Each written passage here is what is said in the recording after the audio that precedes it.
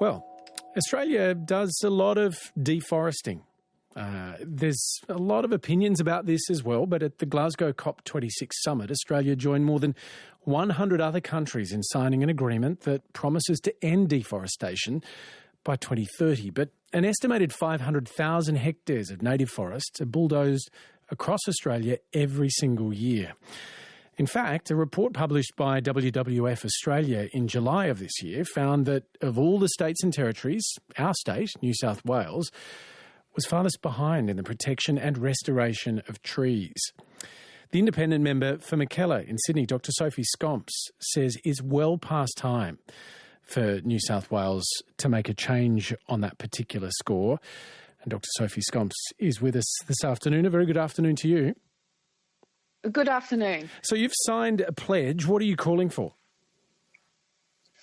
Yeah, so I've launched a pledge. So there's 109 signatories, and basically what we're calling for with this forest pledge is an end to industrial scale logging of our public native forests. So that means an end to native forest logging. It doesn't mean an end to the timber industry. What we actually want to see is greater investment in plantations, the far more sustainable and profitable arm of forestry in this country. When you talk to people involved in this issue, whether they're for logging or against logging, they say, look, it's actually very difficult to just stop. It can't be done immediately. You have whole communities and sectors built up around it, reliant on the jobs, reliant on the supply chains. Do you acknowledge that it's maybe not a simple fix? Look, we've seen Victoria decide to end native forest logging in their state and bring that in by the end of next year. WA has also already done it, and also southeast Queensland is also phasing out native forest logging. Yes, one thing we do actually need to focus on, and that is looking after our timber communities, because it is those people that are most affected by this. And what we're calling for is a really well-planned, generous transition package and moving people into jobs of the future so that they do have certainty. So things like moving into conservation, into specialised firefighting, into tourism, and particularly things like plantation and manufactured wood. All those jobs have a future. And fortunately, we're in a position where we're facing an extinction crisis, an environmental crisis, and a climate crisis. And to continue on by logging our forests just simply is madness. And when you're talking about native forests, it's not one single thing. I mean, often forests are made up of a collection of different types of timbers and some old growth, some plantation. There's a mix of materials in them. So what are you talking about? All of it? So, no. Well, there are plantations. There are native forests that are a plantation. So we're not talking about those. What we're talking about is public native forests, so state forests. And yes, some have been logged, but what we're looking at is, say, in Talaganda, what we're seeing down there, Talaganda State Forest, that is currently being logged. It is an area that has a threatened species in it, the greater glider. And we've just seen that it is impossible. You cannot guarantee that these threatened species are going to be not harmed if you continue to log in those areas. Already there's a stop work on that, and it's been extended until December. So it is areas that are public native forests. They're not plantations. They're not privately owned. There's not uniform views in forest communities about what the right answer is. And I mean, I spent a bit of time earlier this year up on the mid-north coast where there's very strong views on these matters. An opinion I did hear there was, well, actually, forestry has to manage the timber that's there. They're the ones that have the financial incentive to make sure that fire trails are kept up, that there are burning operations conducted in the off months, that actually when it comes to bushfire safety and resilience, maybe having people involved with a commercial interest might actually lead to better outcomes. What's your view on that?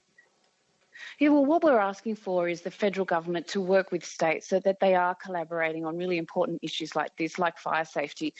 Currently, at the moment, we have forestry and we have volunteer fire services. We need to invest in a specialised firefighting service. We know that there's going to be increasing number of fires and really severe fires going forward into the future. So, yes, that is something that we need to invest in and look at. And obviously talking to communities. It's one of these things, it is a time of transition, and we're already seeing that the native forest logging arm of forestry is a failing industry. So there was a report released yesterday there was a report released yesterday that showed that there was $247 million of taxpayer subsidies that was put into native forest logging. Despite that, native forest logging still made a loss of $28 million. So it is currently subsidised by taxpayers and also cross-subsidised from the more profitable plantation side of things. So it's a failing industry. And so we do need to have these conversations about how we have a vibrant future for these timber communities going forwards. And is it investing in areas like conservation, specialised firefighting, tourism, all those types of things, and of course plantation. And we need our timber. We 100% need to invest in timber. We all know that we need timber for building, particularly in this country right now. But we don't make houses out of hardwood. We make it out of softwood, plantation timber, pine. I'm interested in who you've managed to get to sign up to this pledge. Obviously, you represent the northern beaches of Sydney. Have you got many people in these communities around the state forest to sign up? So we've got 109 signatories, and it is really looking at the environmental organisations, civil society organisations. We've got former politicians. We have federal environment ministers, both Peter Garrett and Robert Hill, who are environment ministers. We've got anyone from these regional communities that might be hardest or most affected by changes. Well, we've been working with WWF, and absolutely these communities need to be front of mind. So currently what's happening is the federal government is leaving it up to states to go ahead. They're not even investing. They're not talking to the states. They're leaving it to states to just say, like Victoria has done, right, we're going to phase out timber logging, native forest logging by 2024. They're sitting on their hands. What we're asking is for the federal government to come and start collaborating with the state so that there is a vibrant future for these timber communities going forward. Nobody wants to pull the rug out from under these timber communities. They do need to be supported, and they need to know that there is a vibrant future ahead, and there are many options for these timber communities to move into. And one of them, as you say, is conservation. We need to make sure that these areas of forest are not sitting there as big buckets where fire can break out. We do need to manage for fire going ahead into the future, and more than we have done in the past. I'm speaking to the member for Mackellar, Dr. Sophie Scamps. Interested in asking you about another topic making news today. David McBride, the whistleblower, is facing court this week after blowing the whistle about alleged war crimes perpetrated by the Australian Defence Forces in Afghanistan. He faces a life sentence if found guilty. You've spoken out in support of McBride. Do you think this trial is justified? And I noticed that he said, well, at this point he actually wants it to be tested in court. Look, something is seriously wrong side up when the first person that's on trial for war crimes in Afghanistan is the person who actually blew the whistle on it. So we know that he's facing, as you said, a lifetime in jail for simply telling the truth and what has been subsequently found to be the truth. So something is seriously wrong, and the Attorney General does have the power under the Act to intervene and end this trial under exceptional circumstances, and this is indeed exceptional circumstances. So he has said he'd like to go ahead with the trial. That's up to him, but it is quite confronting that somebody who blew the whistle on war crimes is the only person that's been fronting trial for it currently. Dr. Sophie Scamps, thanks very much for your time this afternoon. We appreciate it. Thanks so much. It's 5:15.